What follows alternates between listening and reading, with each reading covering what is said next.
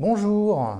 Alors, dans cette vidéo, nous allons apprendre à repérer un tableau de proportionnalité. Alors, qui dit proportionnalité dit deux grandeurs que l'on souhaite comparer. Donc, dans le premier exemple, ici, on est chez le boulanger et les deux grandeurs qu'on souhaite comparer sont le nombre de baguettes que l'on va acheter et le prix que l'on va payer. Et on souhaiterait savoir si ces deux grandeurs sont proportionnelles.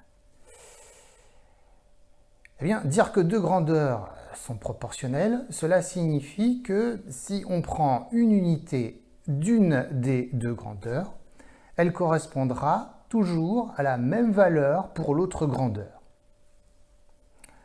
Dans l'exemple, ça veut dire qu'il faut vérifier que quand on achète une baguette, on paiera toujours le même prix. Alors, dans ce tableau, on remarque qu'il y a trois cas possibles. On achète 3 baguettes, 5 baguettes ou 10 baguettes. Il va falloir vérifier que le prix de la baguette ne varie pas. Alors, pour la première colonne, on achète 3 baguettes, on paie 3,6 €. Combien nous coûte la baguette?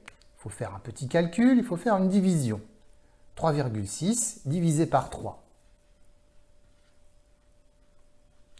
On trouve 1,2. Donc ça veut dire que chez ce boulanger, si on achète 3 baguettes, on va payer 1,2 € la baguette. Faisons la même chose pour 5 baguettes. Chez ce boulanger, si on achète 5 baguettes, on paie 6 €. Combien va-t-on payer la baguette? On fait une petite division, 6 divisé par 5. Et ça nous donne encore 1,2. Ça veut dire que si on achète 5 baguettes, on va aussi payer 1,2 € la baguette. Il faut faire la vérification pour la troisième colonne. Si on achète 10 baguettes, on paie 12 €. On fait 12 divisé par 10.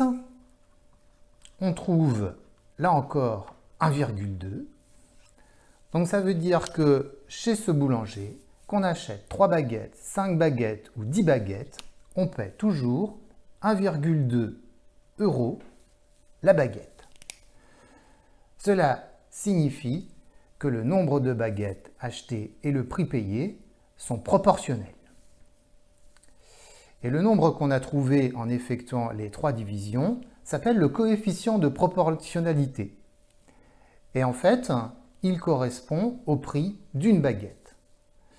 Donc ce coefficient de proportionnalité, on l'écrit très souvent dans une bulle sur le côté.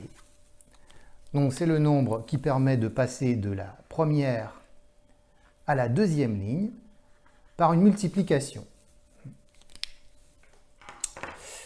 Donc voilà une première situation qui était une situation de proportionnalité. Alors, prenons maintenant un deuxième exemple. On n'est plus chez le boulanger, mais on est chez le pâtissier, où on achète des tartelettes. Et on voudrait savoir si le nombre de tartelettes qu'on achète et le prix que l'on paie sont proportionnels. Eh bien, il va falloir vérifier que le prix de la tartelette ne varie pas.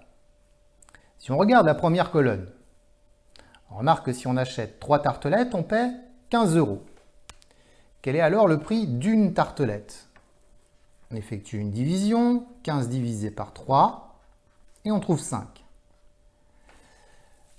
Donc chez ce pâtissier, si on achète 3 tartelettes, on va payer 5 € la tartelette. Si on regarde maintenant la deuxième colonne, on remarque que si on achète 5 tartelettes, on paie 20 €. Quel est le prix d'une tartelette? On effectue une division, 20 divisé par 5. Et on trouve 4. Ce qui signifie que si on achète 5 tartelettes, on va payer 4 € la tartelette. On remarque que le prix d'une tartelette a varié.